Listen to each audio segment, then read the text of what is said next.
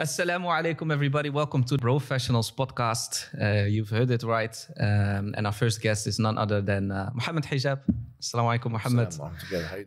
I'm good, alhamdulillah. How are you? Not bad. Are we going to act like we haven't been in the car for 30 minutes or just play it natural? Do it whatever the way you want it. Let's play it natural. It's an honor to have you here. Thanks so much. When did you consciously decide that you wanted to use the skills that you've been gifted with for the da'wah? So for inviting people to the path of Allah subhanahu wa ta'ala. So when I was around 14 to 17 years old, I myself was a consumer of the da'wah. The da'wah that was out there in the English-speaking world in particular. Although I would then venture off into the Arabic-speaking world as well when I started learning Arabic language. But so watching people like Abdurrahim Green, Zakir Naik, Ahmed Didat in particular, in those 3 years when I was 14 to 17, I realized, because I was being changed and affected. So my whole worldview was now being informed by da'wah. In the sense that, okay, now I'm being made convinced of the religion of Islam. Now I am sure of the religion of Islam, or they were helping me in the process. Obviously, I was reading the Quran and I was doing my own research, reading books and stuff like that. But I could say that the da'wah was a vehicle for me. The online YouTube da'wah was a vehicle for me to really come to terms with the religion of Islam. So that was one realization. So this was an effect that was being had on me. And then afterwards, I thought, well, actually, if I possess qualities and skills that many of these world-class speakers actually have as well, then why not do to others what's already been done to me? Because, I don't know, it's just, I felt like I wanted to give back that which I had received. And so I think if there was a time, if there was a turning point, it may have been when I was 17 years old. Because I was doing amateur boxing, actually. And I wasn't the best boxer or anything like that. But you were liquidating your opponent in the ring. By the way, the background of that is that the word liquidate, this is just a Dutch word. Now, when a Dutch person uses it, I found it very funny. And I might use it now because I looked and found that the word has an English usage as well. So I will be, instead of saying you're finished, I'm going to say now you're liquidated. You're liquidated, exactly. So we got a new phrase. That's why it's good to come to the Netherlands. We'll provide you with enough phrases. Liquidate. But I was standing. I remember exactly what happened. I was standing after the gym sessions and stuff, the things. I used to go and take the 18 bus back to a certain 18 bus. So I stood there waiting for the 18 bus, and I was thinking whilst I was in the bus station, what do you really want to do when you're older? Because I had a good sparring session at it. When you have a good sparring session, sometimes you start thinking, maybe you can become something new. I used to love watching someone called Lennox Lewis, who was a British boxer, but he was a tall boxer. He was like 6 foot, my height. My height now. Yeah. But I wasn't that height then. But he was a tall man, 6'6". And he beat even, Mike Tyson and this, and he was doing good. And I thought maybe I can be like something like this. I'd have to really dedicate my time to it though. But then I remember at that time I thought, this is not, first of all, you're not that good. I spoke to myself, and sometimes delusions can, if you have a good day or something, you can have some delusion. You're not that good. You've been hurt before, blah, blah, blah, 1, 2, 3. And secondly, there's a whole problem with doing boxing in the first place. Getting hit in the head. Getting hit in the face. And the hadith, إِذَا ضَرَبَ أَحَدُكُمْ أَخَاهُ فَلْيَلْتَقِ الْوَجْهِ فَإِنَّ اللَّهَ خَلَقَ آدَمَ عَلَى صُورَتِهِ. That if one of you and your brothers engage in fighting, then, be careful of the face. So there's that issue, secondly. And thirdly, is it really where your skills are at? And the answer was no, that's not really where my skills were at. So I thought to myself, I was standing in the bus stop with my bag on my shoulder and my face towards the heaven, waiting for the bus in the cold breeze of the London night or the evening. And people were there. And I was just thinking, I thought to myself, so what is it that you want to do? And the question I posited to myself, and the answer was, I want to do what has shaped my worldview, what's made me what I believe now. I pray 5 times a day, why I believe, which is the dawah. Yeah. So that moment at the bus stop at around the age of 18, was it the 17, moment? I would say, 17 was yeah. the moment you consciously decided that you wanted to pursue this specific trajectory. But the thing is, I was 17 and I felt like I want to do that. And I knew that I kind of had a good feeling that I would be very good at it, because in the same year, after I kind of had conscientiously made that decision, we had something in the school that I was at, which was like, it was a competition for who would be the prime minister of the school. And we all had to debate each other. So it was me and I was, very ironically, I was representing the Liberal Party. There you go. Well, that's backfired. No, but backfired on them. Yeah. Sure. Yeah. I was making all kinds of arguments. Yeah. But in England, you have the Liberal Party, Liberal Democrats, and then you have the Labour Party, and then you have the Conservatives and so on. So I was the Liberal Democrats, and we were just debating each other in school. In front of the whole school, every year, 7, 8, 9, we have from year 7 to year 13. Yeah. So we went and did these debates, and I done presentations and stuff. It was pretty extensive over a span of, I think, 2 weeks. And at the end of it, they had to vote. Yep. And the school had about 1,400 people, 1,500 people. And so basically I won that election. Yeah. The so-called election. Election. Sure. To the dismay, I think, of the leadership. Because I don't think the leadership of the school really liked me, because I was getting in trouble and stuff like that. Sure. And I remember having a conversation with the head teacher. She was a very good head teacher. I'm not going to mention her name because she might not want to. But she brought me out, and it was the middle of a debate. And the guy that I was debating was very, very good, very fantastic. And she said, well, he's presenting all these facts. You're presenting facts, yes, but a lot of it is showmanship. A lot of it is acting and, this and that. So I said to her I said to her phrase. I said to her, Miss, I said, I don't think you know how this works. I said, most people don't know what he's talking about. Yeah. But most people can see what I'm doing. All right, there you go. You educated her. And then she stood there, and I remember her face. She looked into the distance in silence, and she had a smirk on her face as I walked back into that room and completed my mission. Because she knew that I was speaking something which is profound truth. Right. So this is like the epic scene in the autobiography, right? When you have the movie, this is the specific scene that they use in the trailer. So so you decided that you wanted to pursue this specific trajectory in the dawah, and you made a personal video for Sapiens Institute as well, where you basically discussed how you were a history teacher, and then a few weeks before that incident, there was basically a pivotal moment as well.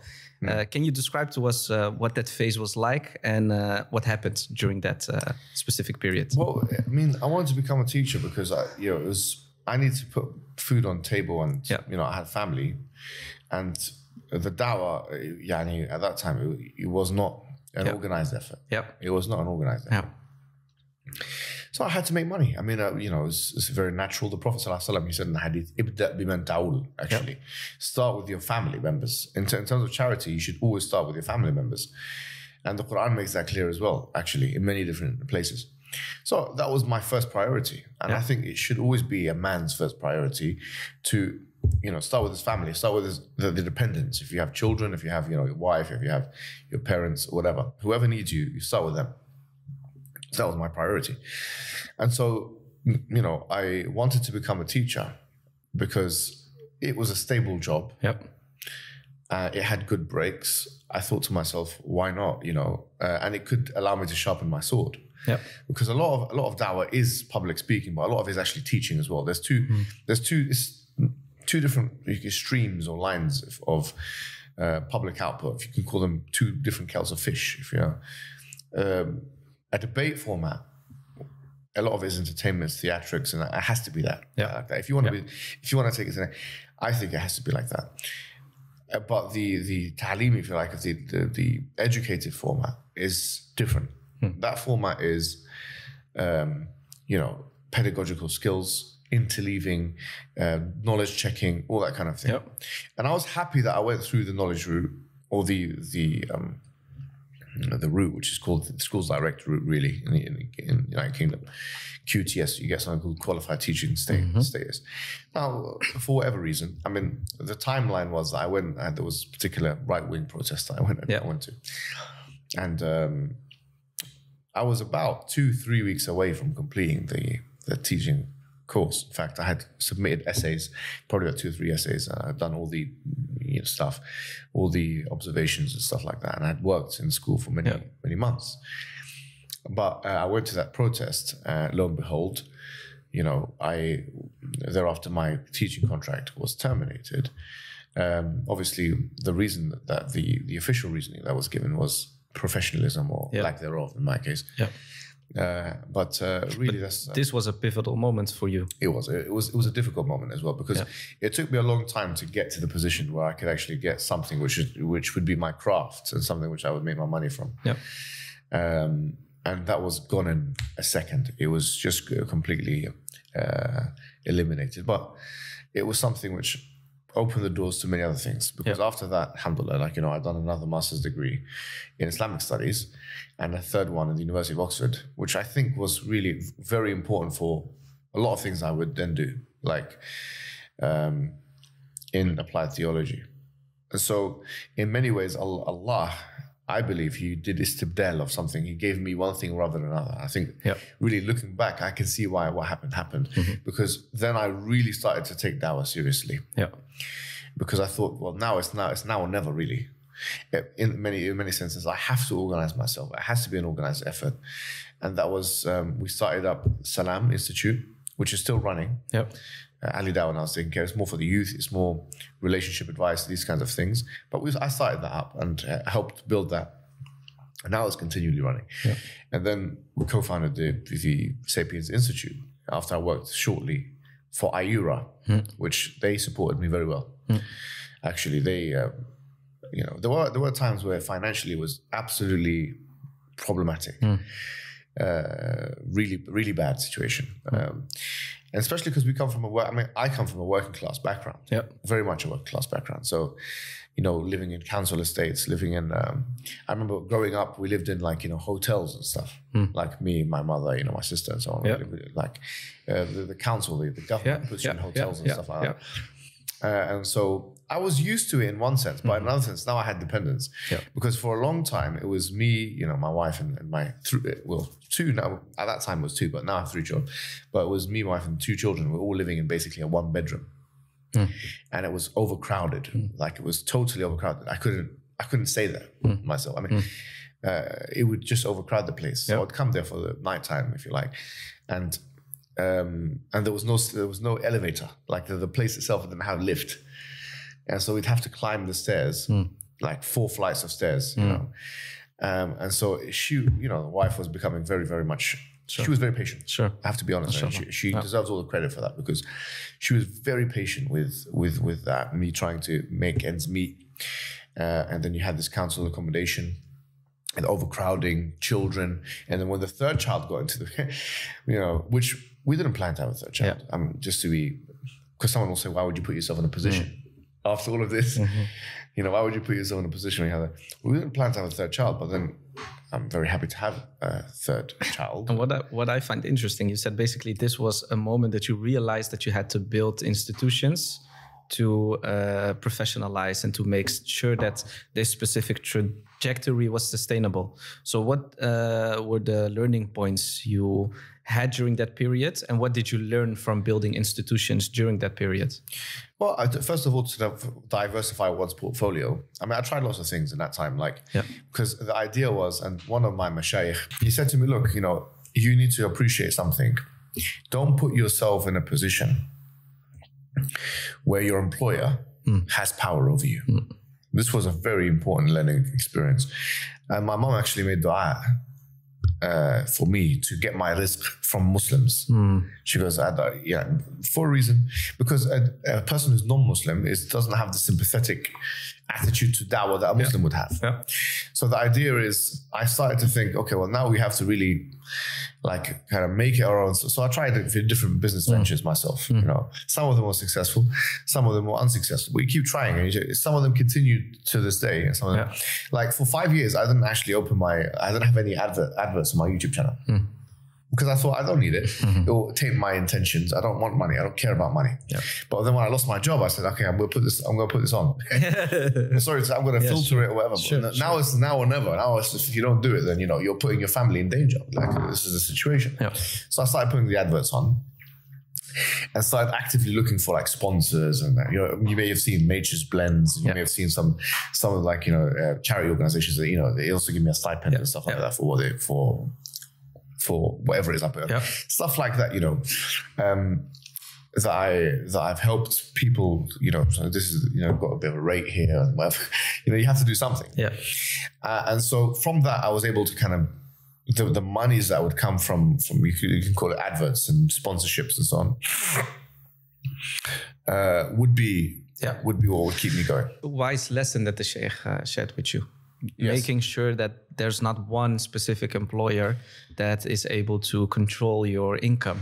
Yes. And I think this specifically ties into the team being young professionals. And because what I do recognize is that oftentimes when we try to hide away from our Muslim identity, be it on LinkedIn, be it in public engagements, be it in videos where Muslim identity is at the forefront of what's being shared, the first thought can be, okay, but how is my employer going to think about this specific pursuit that I'm taking, right? What I find interesting as well is we often say that, our risk is from Allah subhanahu wa ta'ala, right? So we say our provision is from Allah. So we shouldn't fear decline in our risk, etc., etc. But then when we look at it on a practical level, we do have a lot of decisions that we make based on the idea of what, like you said, my employer is going to think of the specific pursuit that I am taking. So did you feel that the moment that you basically didn't get the teacher's license was a period or a pivotal moment where this realization really kicked in and you started thinking more, how do you say it?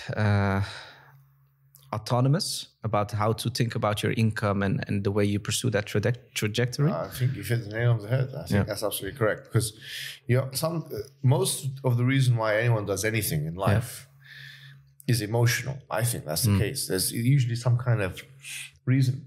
And men in particular, I feel like, and women as well, of course, but human beings are driven by their insecurities. And so when you're in a position when you're desperate or you feel like, well, I've been put in a position where now they've taken away my ability to feed my family, then you think, well, I don't ever want to be in this position again. And like I said before, if you are in a position where you're working for someone at any time, because they're ideologically dissimilar to you, they can decide to manage you out. And they won't, by the way, they will not manage you out of your work by telling you, we're kicking you out because you're not having a drink with us on a Saturday night, or X, Y, and Z. They'll manage you out because on different grounds, but because of these things. Because at the end of the day, a work environment is not too dissimilar from a home environment. Who would you invite to your house? You invite to your house those who have similar thoughts, similar ambitions, similar ideas and attitudes to you. Teenagers, who do they invite into their parties and enjoy spaces? They don't call for 50-year-old men and 60-year-old men to come in because they know that these people have a different way of living. Okay, for the most part, they have now matured understanding of life and so on. And so the work environment can be the same thing. We think too highly of people. We think, we have laws to protect us. We do have laws to protect us, but those laws also protect their ability, the employer's ability, to be able to manage you out in a way which is strategic and in line with the law. And so, when I was first applying for jobs, I, realized that because I was not shaking the hand of this person, that person, I wasn't getting the job that I wanted. Yep. I think that's the reason why I didn't get it, because people think this guy's goes against our ethos of equality, whatever they were thinking. So, I put eventually what I done was I know this might sound quite controversial. I'm not recommending it. I'm not sure if I've mentioned this before publicly or not, but I put my hand in a cast. Really? Just to be able to... And I knew that I've got a beard and stuff, and I look, visibly Muslim. So I got myself like some colorful scarf. So it makes the beard look like it's a fashion statement. But I got into the job. Unfortunately, that was the same one that I let. They kicked me out. But, the point is that we are in a very tricky position here in the West. Where there's a predicament, because there's a lot of places where you feel like you need to fit in, and that is a real feeling. I have, before I was working in education and got into that industry, and when I was in university, I was working part-time as a security guard. And I told the employer, I said, look, this is the time I pray, I pray Dhuhr, Asr, and these are the times. And he said, no, you cannot leave you cannot. I said, what if I wanted to go to the toilet? He goes, if you want to go to the toilet, you can go to the toilet. But he says, you cannot pray. So I said, لا طاعة للمخلوق في معصية الخالق. That hadith. There's no obedience to the creation in the disobedience to the creator. So I prayed anyway, and then he fired me. Okay, that is what it is, There was a time when I was working in a financial advisory firm, and I was actually working as a salesman, because I spent a lot of time in corporate environments, maybe about 3 or 4 years. Once again, part-time, once I was working at university and stuff like that. Same issue. Like, for example, the prayer issue was actually a big issue. They had rooms like these, and I would go and pray, and it was like, no, you cannot pray, you have to. And I said, I'll do anyway. And eventually I got fired. So time and time again, you just have to, it is what it is. Like, at the end of the day, you have to make a decision, because you cannot sacrifice your principles. And I think what is an interesting lesson I was taught quite recently as well is this ties into the idea that our rizq comes from Allah subhanahu wa ta'ala, is we don't refer to Allah subhanahu wa ta'ala as being our employer, right? Yes. And this is like a very fundamental thought, or a very fundamental idea.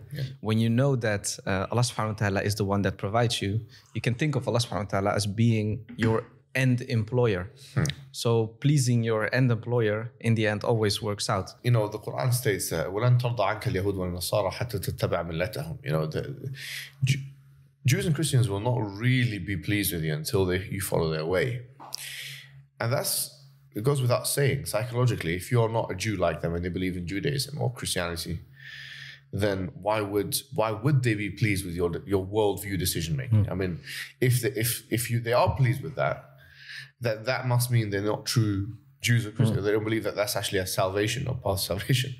So there is this, and this, people don't realize this. People are gullible to the fact that that's not the case until they realize that worldview and ideology really matters. Okay, and there is a suspicion towards the Muslim community, even with people that you think are very much pro-Muslim, pro-Islam. The point that you made about thinking of Allah subhanahu wa ta'ala as the ultimate goal is a very important one, because there is a hadith which I remember going through the Sheikh, which is خير العمل عمل الرجل بيده وكما قال صلى الله عليه وسلم.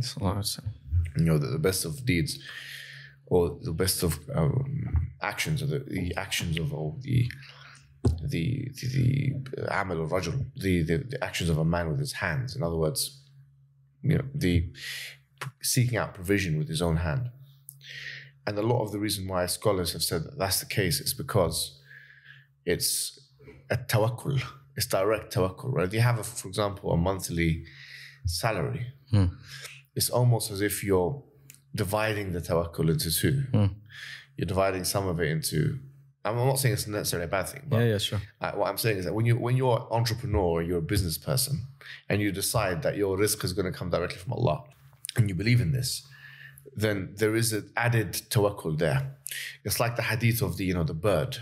It goes empty-stomached and goes into the air seeking its provision, comes back with its belly full Well, the point is that you work to live. You don't. Yeah. You work to live. You don't live to work. Yeah. You work to live. You don't live to work. And this idea that you work to live, that you don't live to work, that's something that has only really reversed itself, I think, in the last 150 years of human civilization, especially in the West. This is the Weberian, I would say this is the Weberian analysis, that now we're in this iron cage where we think that we have to always work in order to live, or that actually we're living in order to work. But in reality is you'd make your money, you'd have your thing, and then you'd spend time with your children. You'd spend time with your family, quality time with your friends, that you'd do something for your community, that you would build something, because what are we on this planet for? For us, we have a deeper sense of purpose of life, which is to worship Allah, to build communities, to build stable families, and to make all of those things in line with Allah's will. قُوا أَنفُسَكُمْ وَأَهْلِيكُمْ نَارًا, as the Quran states, protect yourself and your families from the hellfire.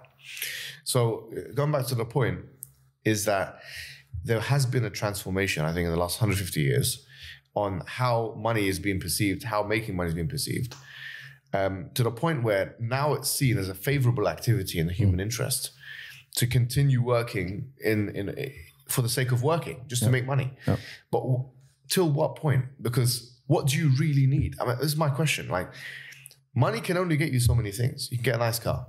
Okay, we've seen how nice cars look. Maybe you've been in a few nice cars. Bentley, Rolls Royce. I had a friend of mine. He had a Rolls Royce. I go into the car. At that time, I was driving a Qashqai, Nissan Qashqai.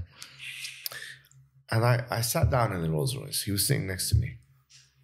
I looked around. Yes, it was more comfortable, I have to admit. But was it really that much more comfortable? Was it really that much more comfortable? I mean, like, wallahi, for me, not really. Okay, you've got a huge mansion now. Okay, but I only need this much space to sleep and this much space to have dinner and this much space to, I don't need that much space. After you've gotten a 5-bedroom house with a huge garden, you getting a bigger place than that, what does it actually do for you? For me, it does nothing, absolutely nothing. They even did a study regarding this specific subject, that there was a certain income point where the benefits you would derive from it basically tipped down. And I think it was somewhere around 50 or 70K, right? A year. So basically... They're probably looking at it from a tax perspective. I'm looking No, they're looking at it from a quality of life perspective. Really? Yeah. I'm saying, like, think about just think deeply, right? On the issue of what can the world actually give you? What pleasurable experiences? What are the top pleasurable experience? I'm going to be explicit here, right? Sure, go ahead. Since we're on the podcast, first podcast, we have to say a few things. What pleasurable experience can the world actually give you? Okay, you eat food, a very nice meal. If you eat a £500 meal and a £100 meal, £50 meal, or euros, or whatever you have, it doesn't really make a difference. A point, cheese will end up being the same cheese. It's the same cheese. The meat will end up being the same. It's the law of diminishing returns. There's nothing you get from it, right? It's the same thing. Fine. So the food is, and you eat it, what does it do? Makes you feel full. And then what happens after you go to the toilet? And then you cycle continues. Because you have food. It's one of the most pleasurable experiences. I mean, it's of the visceral human impulses that we have. Eating food is actually one of the top things you can do. Eating good food. You cannot. We take it for granted because we do it so often. Me especially. We eat food and stuff. Feel good after. All right, fantastic. We can eat food. We can drink. Okay, different juices and mashallah, fantastic. It's a beautiful experience. Intercourse. I'm sure that everyone here knows, the feeling of that. Maybe some unmarried people don't. But the point is, sorry to be explicit. Go ahead. The orgasm, the human orgasm. How long does that last for? 20 seconds at max. And okay, it's a brilliant feeling. 20 seconds. Okay, fantastic. Excellent. But then what? Okay, so we have orgasm. We have eating food. We have drinking drink. These are the visceral human desires that we have. Driving a fast car. Maybe looking at a nice watch as you're driving. Okay, looking. Okay, no problem. What now? Is this really it? If you consider even if you think about pleasure, what are the most pleasurable experiences that you probably ever had in your life? It's probably none of those. I mean, these are very good and we need them continually. But it's probably something like when you pass your exams or when you done something, a sporting event, or when because achievement is much more longevous, it's much more long lasting, it's much more meaningful. Okay, so something where you put a lot of effort in and then came up with a good result. The way that dunya has been created is that Allah, he inna ma'al usri yusra, basically with hardship comes ease, which means that you really have to go through a difficult process. You have to exert energy and time and so on in order to really feel good and sense of ease. And that process has to be cyclical, continue going. So in other words, you have to do it once, do it twice, do it thrice. You can never rest. لَقَدْ خَلَقْنَا الْإِنسَانَ فِي كَبَدٍ. We have created the human being in a state of toil. And if you rest, you actually put yourself in a state of depression and anxiety. وَخُلِقَ الْإِنسَانَ إِنَّ الْإِنسَانَ خُلِقَ هَلُوعًا. Human being has been created in a state of anxiety. So you'll resort back to that state even more acutely if you don't put yourself continuously in programs and hardship and so on. So the illusion, and there is a delusion actually, that I'm going to make a certain amount of money and I'm going to be at a certain level. I'm going to have these things, nice things, and that's going to make me happy. It's like Jannah on earth. When you have all of those things, you have the nice watch, you have the big house, you have the sporty car, you have the 100 women, or whatever, and you have everything you want, you will not be happy then. And there's no evidence to suggest that people that have all those things are actually in a state of contentment and they actually feel that's good. There's more evidence to suggest that relationships, successful relationships, in fact, even religion, I mean, the Pew Research in 2019 have indicated that religious people are more happy than non-religious people. Especially those religious people who attend service and so on. This is clear in the data. Why? Because they're doing a meaningful activity. They have meaning to their life. They're doing a meaningful activity. They're not just staying at home and just relying on the material wealth of the fruits of their so-called labor and so on, and the fast cars and the superficial life. That doesn't make you happy. So the idea of making money, a lot of Muslims are now falling into it. Fine, make money, but make money for what? Make it the idea that the Sahaba had those many, the idea that being wealthy is haram is not true. You can be very wealthy, but be wealthy for the right reasons. You take that money, you make a masjid, a humanitarian organization. You do something very good, da'wah, produce da'iyas, produce this, that. This is where we should really be putting the money, because that's all going towards a very solid purpose of life. Otherwise, all of that stuff we just mentioned, the wealth stuff, there's nothing to it. You get nothing from it. No, and this ties in as well to the very interesting concept I heard about, basically a sociological concept called workism, right? Workism is the idea that people have elevated their jobs as being their main source of identity and being their ultimate vehicle to achieve their life mission. And all the activities that you mentioned, like having the social life, having the family, having the social structure around you, this is also these are all things that need to be invested in. Yes. And if you don't have if you haven't invested in these activities and you've just been working all your 20s, then you don't have anything to fall back on, because when you're done with working, what then? Because of these attitudes of furthering your career, having a stable job, doing whatever. Success is defined in different ways. Success is no longer let's create a stable family and make it good for the children and so on. It's just how much money are you making? What position are you holding? What status? How have you established yourself in this country? These things, because that is now the new definition of success. The family has taken a back seat. And so as a result, Muslims are starting to have destabilized families. And this is one of the biggest problems. And so one has to retweak their definition, reinterpret, re-understand, reevaluate their definition of success. The Islamic definition of success is to worship Allah, to have knowledge of Islam. يرفع الله الذين آمنوا منكم والذين أوتوا العلم درجات, as the Quran says, that Allah, He raises the ones who have been given iman from amongst you, and the ones who have been given knowledge in darajat. مَن يُرِدِ اللَّهُ بِهِ خَيْرًا يُفَقِّهُ فِي الدِّينِ, the Prophet said. Whoever Allah wants good for, He makes him knowledgeable of the religion, understanding of the religion. So we have our own definition of success, which is related to Iman, which is related to knowledge, which is related to other things, to having a family, to being a good father, being a good mother. These are all definitions of success. Fundamental definitions. Fundamental. Yeah. Everything that comes after is not really... The Sahaba didn't care who of them made money and who did not. We don't even know. I mean, now we look at the history books. If I were to tell you who are the wealthy Sahaba and who are not, some of us will know Abu Hurairah was poor and Uthman ibn Affan was rich. But apart from that, we don't know, and a lot of us, we don't care because they all have the same status. No one thought of, this one was poor and this one was rich, therefore this one's better than this one. No one thought that. And so when you think about these things, then you have to, the first thing there, therefore, is to reevaluate our definition of success. It can't be a capitalistic definition.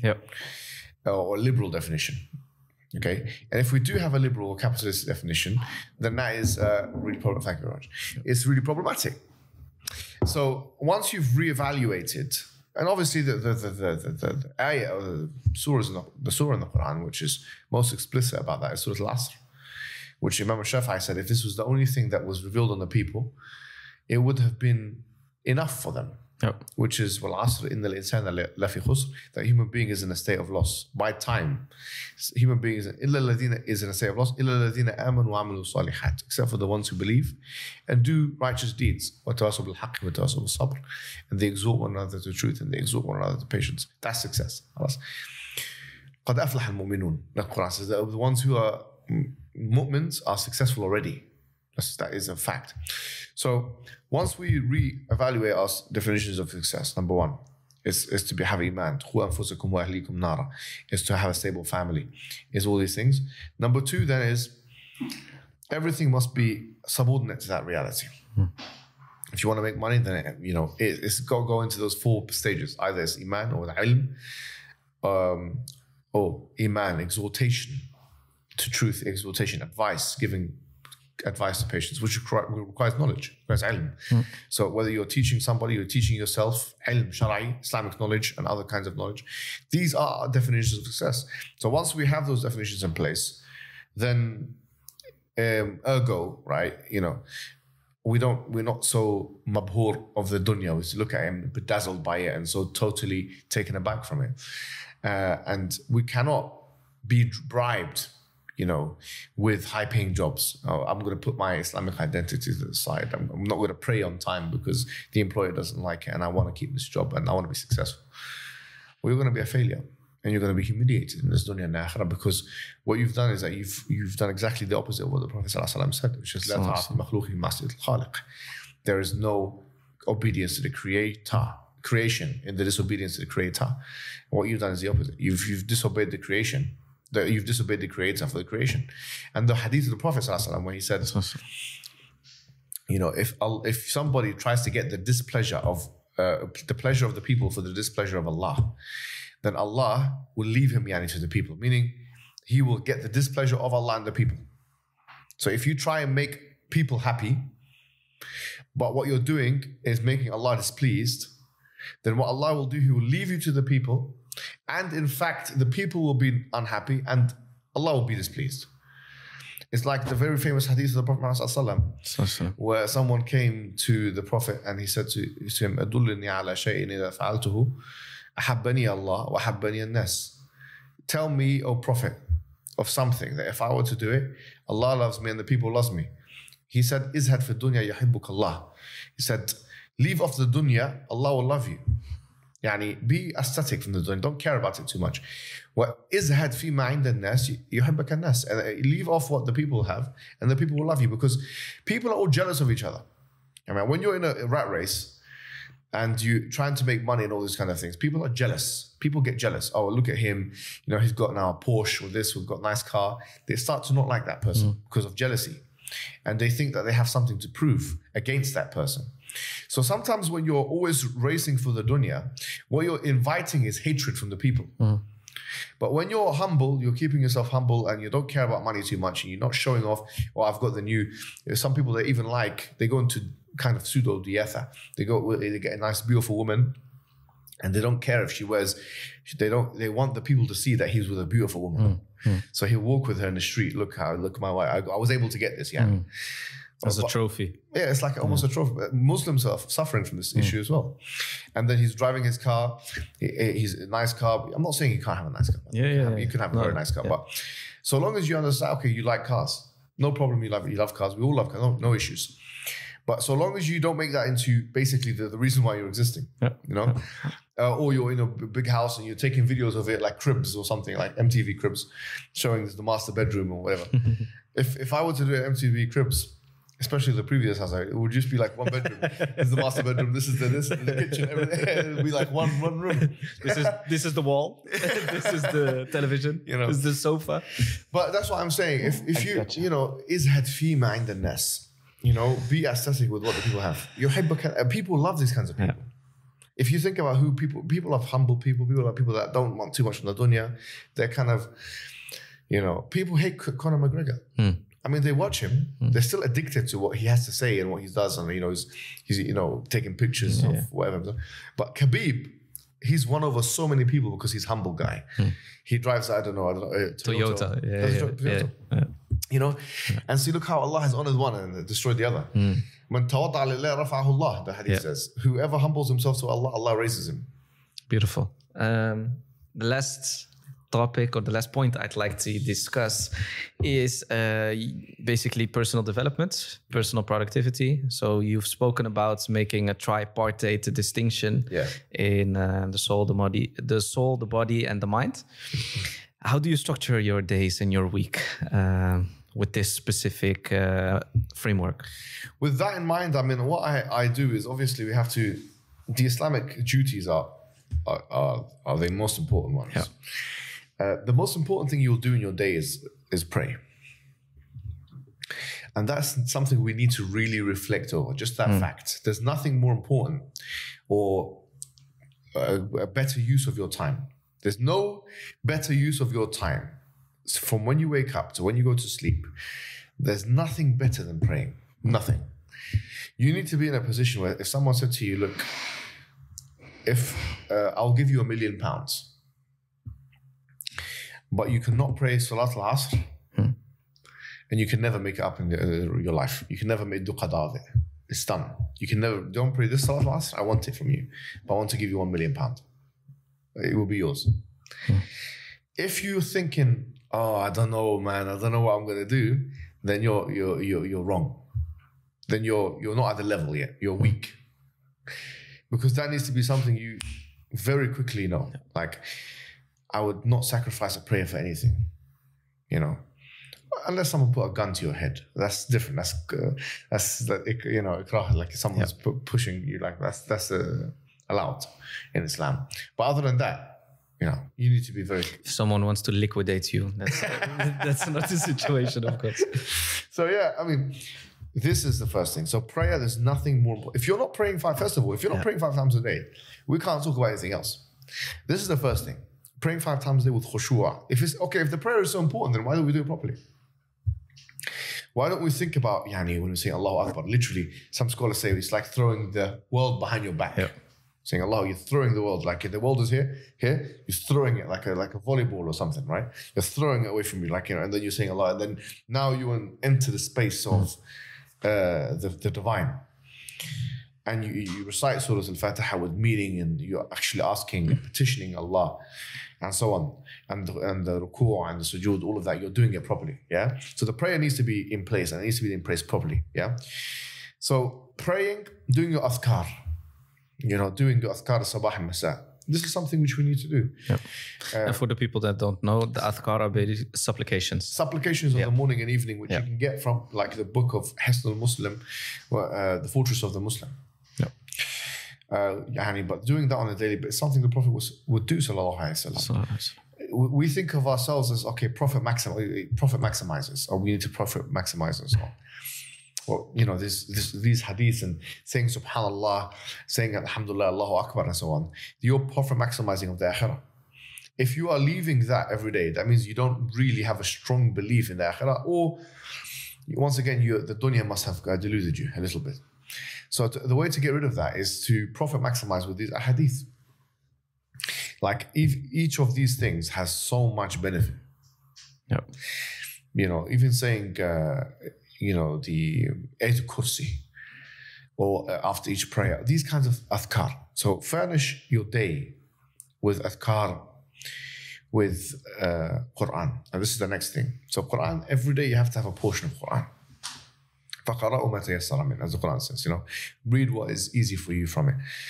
وَرَتِّلِ الْقُرْآنَ تَرْتِيلًا, and read the Quran slowly and with pondering. أَفَلَا يَتَدَبَّرُونَ الْقُرْآنَ أَمْ عَلَى قُلُوبٍ أَقْفَالُهَا. Do they not think over the Quran, or is there locks on their hearts? So thinking about the Quran. وَمِنْهُمْ أُمِّيُّونَ لَا يَعْلَمُونَ الْكِتَابَ إِلَّا أَمَانِيَّ وَإِنْهُمْ إِلَّا يَظُنُّونَ. So some of them are, they can't read the Quran. It's the most sweet thing you can do in the morning. Yes. First thing in the morning, when you grab the Mus'haf, there's nothing that beats it. Ibn Qayyim al-Jawziyah, he said something interesting. He said that my morning meal is the adhkar of the sabah. He referred to it because it's nourishing. It's something which fills you properly, So that's the first thing. So you have to have that in your daily routine, like at least half an hour or something. And to give an advice regarding this, what I've basically done, what worked really well for me, is like I have the Mus'haf, and then decide for yourself what portion you want to recite daily. And what I do, I have like 2 pieces of paper, like bookmarks. I have 2 bookmarks, and so I put a bookmark where I left off, and I put the bookmark where the goal is for me to reach for that specific day. And you even get like a dopamine rush from it, because you want to reach that specific bookmark. Absolutely. But it's been a really good strategy for me to basically make sure that I read it on a daily basis. And when it becomes a habit, then you feel off when you're when you haven't just started your day in that way. Then حفظ القرآن, like actually memorizing the Quran. وَلَقَدْ يَسَّرْنَا الْقُرْآنَ لِلذِّكْرِ فَهَلْ مِن مُدَّكِرٍ. The Quran says we have made the Quran easy to remember. So who will remember it? And there's so many hadith actually about if you memorize the Quran, that you'll be told to read from the last place that you've memorized. اقرأ وارتقي. Hadith, it says, I read and ascend. And that if you memorize the entire Quran, that your mother and father will be given like a crown on the Day of Judgment. So there's so many incentives, Islamic incentives for actually memorizing the Quran. And I think it strengthens and it sharpens your kind of neurological pathways. Because when you get into the habit of memorizing things, then it just keeps your mind sharp all the time. So memorizing and doing muraja'ah of the Quran, because the Prophet ﷺ told us that the Quran is something which is very fleeting, even more fleeting than like a camel. So in other words, you need to continue to tajdeed of the Quran. And the muraja'at, that is the revision. Revision of the Quran. So revision of the portions that you've memorized. Which I'm guilty of not doing myself. I have to be honest. But like this is something that is very important. So hifz muraja'ah, you should have a program of that, and tadabbur. I have to have a program of that. If you're not reading the Quran to understand slowly what the Quran means, then there's a real problem here. So that's something which the tadabbur is the deep reflection. Deep reflection of the Quran, pondering over it. So that's what you do with the Quran. Then you have something of like aqidah or fiqh. You need to have an input with these things. And in terms of the methodology of reading this stuff, start with the books of the Salaf. I know this sounds very cliche now, but no, start with the books of the Sahaba. They don't have written books of the Aqeedah and so on, but Tahawi's book, Ahmad's book, Al-Raziyain, all of these kinds of things. Start with that and just keep making your way, keep reading until you get to present day, kind of books. Make a habit of reading creedal books, of reading fiqhi books, at least be coherent in one madhab. Have a basis in one madhab of fiqh. You can read one madhab, but you just get a basis of it. So you know how to pray properly, you know how to do wudu properly, according to one madhab. You don't need to know all of them. You don't need to know the right opinion or the wrong opinion. Just one madhab. That's fine. The Hanafi madhab, the Maliki madhab, the Shafi'i madhab, and so on. And obviously the Hanbali madhab, as I mentioned. But all 4 madhab, fine. Just get your... And then, so once you've done something in Quran, something in Aqeedah, something in fiqh, the seerah is very important. You need to have something you need to read the seerah or listen to it or something. The biography of the Prophet. Biography of the Prophet Muhammad sallallahu alaihi wasallam. So these are the kinds of inputs I would definitely recommend in terms of knowledge. So it's not just the Quran. You need to actually kind of expand that a little bit, and you should have a program with all of those things. You should be getting through books. Yeah. And a program means structuring it into your weekly program. Absolutely. And having set times to do this. So either you're reading a book and you say to yourself, I've got the Quran, but I've also got a 20-minute or 30-minute input for Aqidah. I'm going to be just looking at Aqidah for the next 3 months. Yeah. And I'm going to be looking at the Tahawis Creed and some shuruhat of it, or some explanations of it. Yeah. Or I'm going to be looking at Raziyain's 2-page book, take 1 day or something, but look at some of the explanations of it and then continue, go to Ibn Taymiyyah and these ones, and you can start reading the differences of opinion and enjoying seeing what discussions there are and so on. But start from the basics. So when you start from the basics, the same thing can be said of Tadabbur al-Quran. You read Ibn Kathir's tafsir, or like Brother Nouman Ali Khan has a very beautiful tafsir, or we can call it Tadabbur series, where he looks at things and he breaks it down. So I'm going to listen to a bit of that, because he brings the zubda, or like the cream of some of the research that he's done. And you can see what he's saying, and he's bringing all these tafsirs together in the English way. I don't know who you guys have got in the Dutch language. I'm sure you can recommend someone, but things like that, right? So you have a program with the Quran, you have a program with fiqh, you have a program with Aqidah, you have a program with Arabic language, and this is very important. We need to learn the Fusha Arabic, because to understand the Arabic language, to understand the Quran, you have to understand Arabic language. Yep. Why? Because and by the way, doing so is a very pleasurable activity. It will sharpen, once again. I mean, most people think, first of all, the Arabic of the Arabs is not the Arabic of the Quran, right? It's the Egyptian Arabic. Sure. Far away from that. The truth is, if you learn a new language, especially the language of the Quran, it increases your IQ. Most of the people that, I'm not saying IQ tests are the best or whatever, but it's an interesting heuristic to kind of think, bear in mind. Having another language itself is not something which the IQ test recognizes, but certainly it will increase your intelligence. Because you're looking at structures, grammatical structures, you're looking at, Aristotle said that the 3 things that you should really be thinking about in order to create strength in your own portfolio is grammar, he mentioned logic, and he mentioned rhetoric. So these are the 3 things that you should. So if you're studying Arabic grammar now, it's a different way of thinking about the world. So it's a good way of increasing your intelligence, but also obviously it gives you access to the Quran and a whole range of books that you can read in the Arabic language and lectures that you can listen to in Arabic language. So have an input for the Arabic language. And there's you might think, well, I know the Arabic language, but you can always sharpen it better and make it stronger. So that's kind of like the Islamic side of things. And once you've spent a lot of time with that and you want to do a little bit more things, like maybe you want to do a bit of history, you want to do Islamic history, you want to see about the Khulafa Rashidun, the Andalusian times, Salahuddin al-Ayyubi and stuff, read books on it. I think there's a new book that's been written by Faris, I forget, Khatib or something, which is very accessible. There's lots of books for history, general history that you can, Gombrich's, I liked him. He wrote a brief history of the world, give you a bit of cultural capital, give you a bit of, tathaquf, as we say in Arabic, cultural capital, if you like. In different fields and stuff like that. So and then you may feel like, okay, I've done a bit of history. I want to do a little bit I want to see what the history of ideas. And so you can continue, but don't be haphazard. When it comes to studying, when it comes to researching, make a program for yourself. For the next 3 months, I'm going to do Aqidah. Next 3 months, I'm going to do fiqh. Or I'm going to do Aqidah and fiqh. Or I'm going to do Aqidah, fiqh and history. You can decide it for yourself, but get the asasiyat or the foundations right first. And obviously Quran and so on. So that's what I would recommend in terms of knowledge seeking, individual goal setting, and it has to be time based. It has to be, I'm going to do this much a day or this much a week, and hold yourself to account. You recommended as well that enrolling in programs is a very good way to make sure that you're doing this in a structured way and in a consistent way.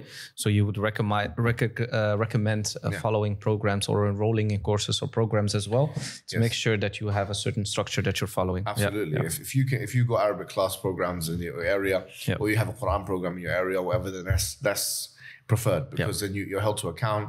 Then there's a competitive element, and there's a culture of learning. Then you can share notes with your friends. There's so many things you can do. Perfect. So this is the Islamic side of things. So that's even knowledge generally. You can do the same thing, the same blueprint. You can take and you can use it with any fen, any ilm, any knowledge item. like I said, you can do it with history, you can do it with philosophy. I'm not saying go and delve into deep philosophy and stuff like that, because it's not good to do that without having a proper teacher who has an Islamic background that can guide you through the way. Obviously, Sapiens Institute, which is the institute that we're working, tries to do that. So we've got a learning platform now, which you can go free of charge, go through courses and stuff like that, which I do recommend. But that's one thing. That's one avenue. There's that, and you've got to think about not just that for yourself, but say if you've got children, you've got to enroll them into programs. You've got to feel this. Don't be selfish about this matter. So if you've got a wife and kids, okay, then you have to do the same thing that you want for yourself. You have to do it for your kid and for your wife, and then you think about your community. So you keep thinking about, because the Prophet ﷺ, he said, you know, أحبكم إلى الله أحب الناس إلى الله أنفعكم للناس وأحبكم إلى الله أنفعكم للناس. The most beloved of you to Allah are those who are most useful to people. That's a very important point. So if you're not useful to people, you're just thinking about yourself, because that's how the culture, individualistic culture that we're living in, tells us to live, or hints for us to live our life. Then we will be not fulfilling that criterion. So we have to be useful to our children, to our wife, to this, to that, and to a husband, if you're a woman watching this, of course. We have to be as meticulous and strategic and systematic as we are with ourselves. We have to also have programs in place for all of those as well.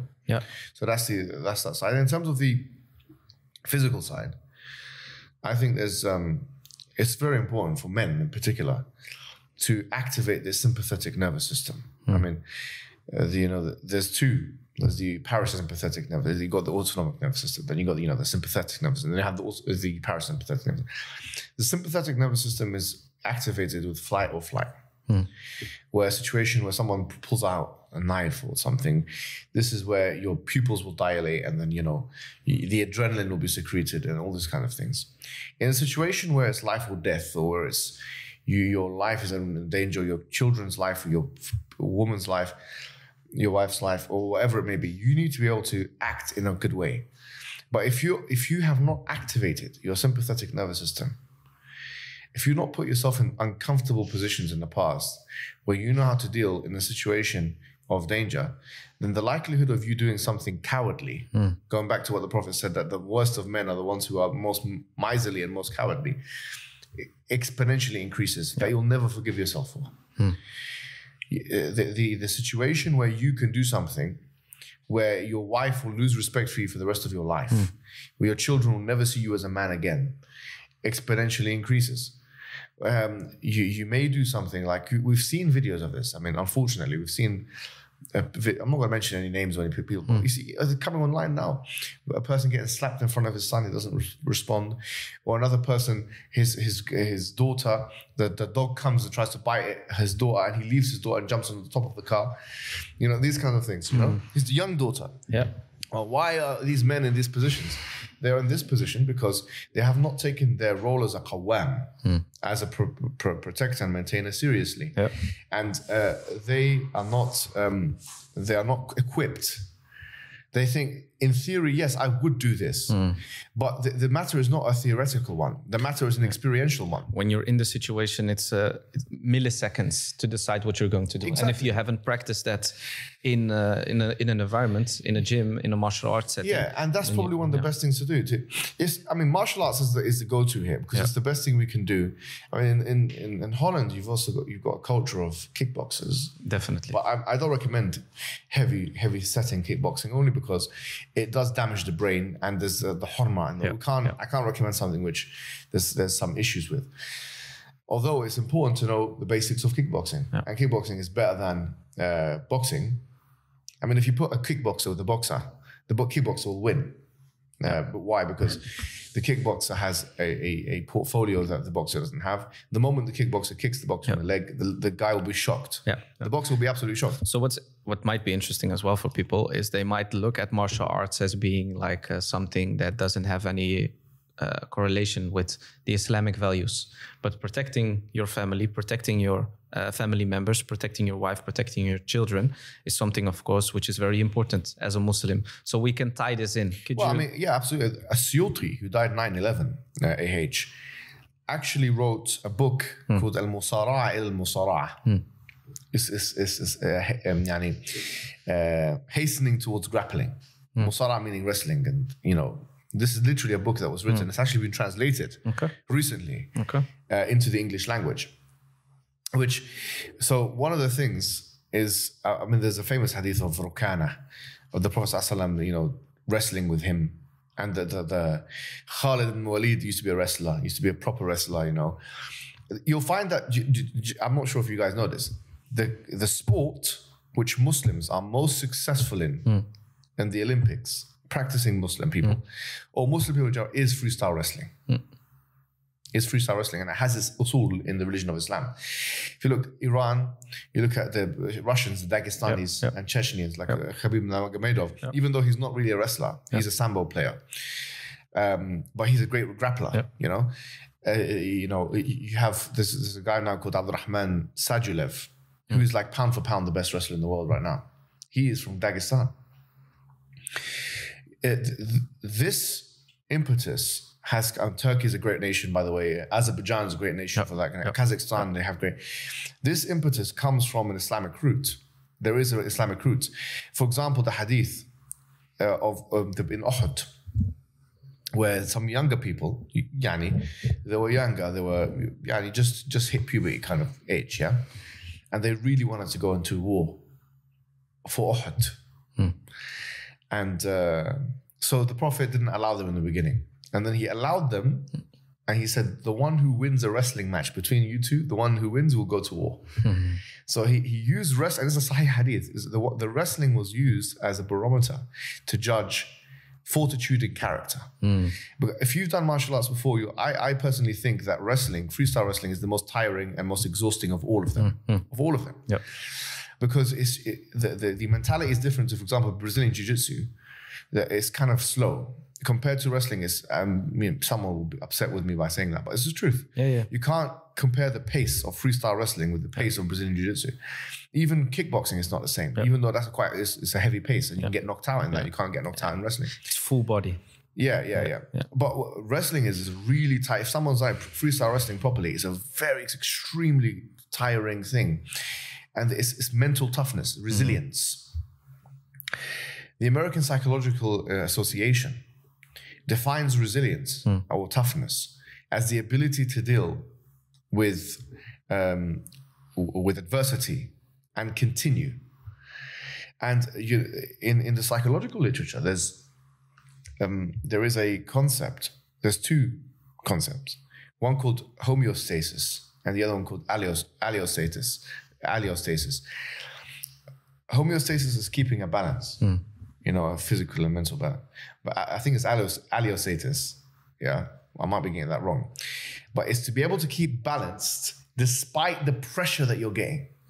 So, for example, if you're in a situation where situations become more fearful, or you're in a fight or something, your ability to keep balanced in that situation is a different measurement to your ability to keep balanced in a normal situation.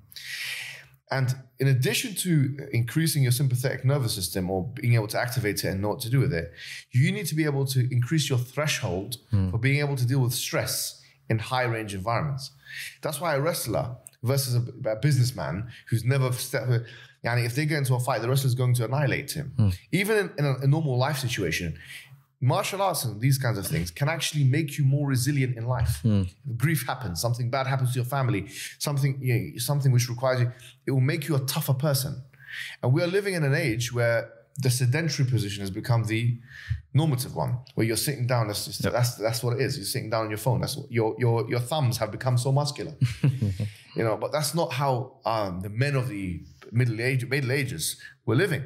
I think it was even Plato or Socrates who said you shouldn't teach your child any philosophy until they're 30, but you should teach them wrestling in that whole period. Wrestling Plato himself was a wrestler. People don't realize that, in the Greek times, you have people like Aristotle, who, by the way, he was the personal tutor for Alexander the Great, who died 323. But Plato, who was a teacher of Aristotle, both Plato and Aristotle were wrestlers. They did freestyle wrestling. And so there used to be this kind of merge or this, symbiotic relationship between the physical and the mental. Yep. Now that's been separated. Now there's two separate hierarchies. Yep. If you've got, I've seldomly met someone who's at the highest level of academic achievement in both those fields. Yep. If you're an Olympic wrestler, have you ever met an Olympic wrestler who's at the top level of an intellectual field? I haven't met that. There's boxers like Vladimir Klitschko who have achieved a PhD and so on. But these people are far few in number. I'm not just saying achieving a PhD, like actual knowledge contribution in the field. So now as Muslim men, the idea should be to excel and to be part of the hierarchy in both of those things. So to be competitive in a knowledge environment, in the dini environment, but also to be competitive in a physical environment. And if we can achieve that, then we've achieved a lot. And I think we're in a very good position to be able to do so. So in terms of physical engagement, we need a cardio program, we need a physical strength and conditioning program. I mean, on my channel, we've got recently, I put up this 3-day split of like, I've got a bodybuilder to come onto the thing, and he's telling us how to fit everything in the whole body in 3 days. Yeah. But we've just filmed the second one. I was doing the deadlifts a bit wrong. He was showing me like, you got to do it like this and so on. But you've got to do a bit of weights, because weights in fact increases your testosterone. And testosterone is not something to be taken lightly, because having higher testosterone and lower estrogen, or optimal testosterone, within range testosterone and within range estrogen, can actually inform your mood. Like I do blood tests on a regular basis. And when I'm down and a bit like in a more sad state, I check my blood, and lo and behold, my estrogen is higher. I don't know what causes what, but the idea is, so my estrogen is higher. So if I want to be in a bit more positive state, I have to manipulate my testosterone. Now, I can't do that using drugs, for more than one reason, by the way. One of them is that I'm taking blood thinners, and that thickens the blood, but that's something else. What I found really interesting as well is an insight that I received, and there was a medical practitioner who confirmed this as well. Is basically that when we are experiencing fight or flight situations, we don't only experience those situations from physical threat, but also like getting shouted at by your boss, or even a bill that we get that we can't pay. This triggers the same fight and flight reaction in us. And basically what I understood is that the only natural way to dismiss this fight or flight tension that is built up in your body is physically. And when you think about it, fight and flight are both physical as well. So we are experiencing similar triggers which trigger the fight and flight syndrome. But if we don't have physical activity in our life, there's no way to basically output it in a healthy way. It's not about dismissing it for me. It's about managing it. And so, for example, it's very interesting. I think a lot of it is context specific as well. There's Anthony Joshua. He was a former heavyweight champion. He was defeated by Usyk, a smaller man, but more technical than him. And he defeated him, and then afterwards, he's now, I don't know, rematching him, or maybe he doesn't want to rematch him, because why would he want to rematch him? There was a video of Anthony Joshua doing mountain climbing or something, right? With the harness and stuff. I don't know where you find this online, but it was like a thing I saw. Someone showed it to me, and I thought, this is very interesting. Because the guy that he was with was much more confident, much more brave, if you want to put it that way. And Anthony Joshua genuinely looked scared doing mountain, what do you call it? Rock climbing. On the mountain. Sure. He looked scared. But why would the heavyweight champion of the world be scared of anything? Well, because it's context specific. A lot of it is based on competence. If you know you're not good at something, you can screw it up. You get scared about it. The number one thing people are actually scared of, according to American polls, is public speaking. Because of the fear of, if it goes wrong, people are going to boo me, or that I'm going to be rejected or something like that.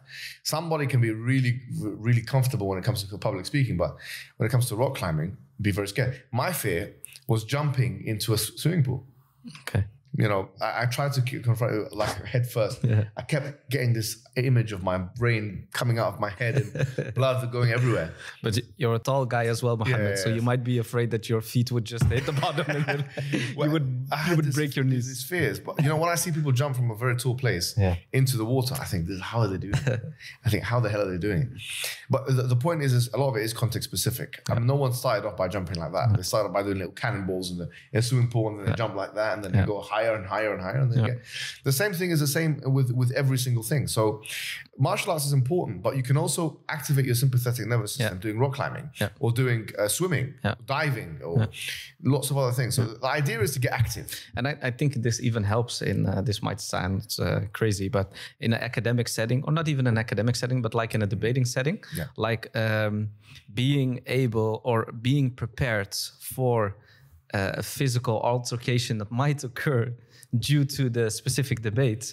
If you're confident in your physical competencies, then you're way more comfortable in the debate as well. Absolutely. And you're way more brave in the stances you take, right? Absolutely. So it even helps you in like propagating the message that you want to propagate. Especially if you want to do it on the ground. That's undoubtedly the case.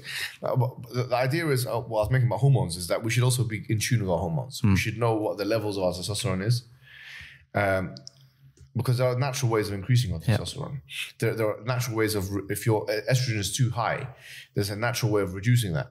So we need to kind of, I'm in tune with it because I had to be, because I was taking some medication that messed up my hormonal production, whatever. But now, I'm looking at it very closely, and I think that's a very important thing that people do. Pay a bit of money, do a hormone test, and see what they're on. So there needs to be an output whereby there is some level of physical activity, whether it's, especially weights are important. I mean, I don't find it enjoyable, to be honest, doing weight. I just do it because I have to. I feel like I have to. My body needs to feel that pump. It needs to feel good. So you're saying martial arts, you're saying some weights? Some weights, martial arts. Checking your hormone levels? Yeah, checking hormones and do a bit of cardio as well. Like, that's one thing that I'm struggling with, a little cardio. Obviously, you can do your cardio through martial arts. But you have to do a bit of cardio, getting the heart muscle strong, getting the lungs working. It has so many benefits. Makes you live longer and so on. Okay, the third thing is, so we said that really the mind and the body, and we said the soul. I think we covered everything. Yeah, because when you're doing ilm and stuff, that's really the mind and the body. The mind and the soul at the same time, and then the body is there.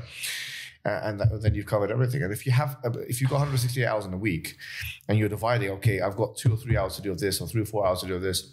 We've covered a lot of the topics that I had in mind, so I'm very, very glad with that. I think the last part I just quickly wanted to touch on as well was tracking down what you're doing on a day-to-day basis, right? Like doing the self-accountability.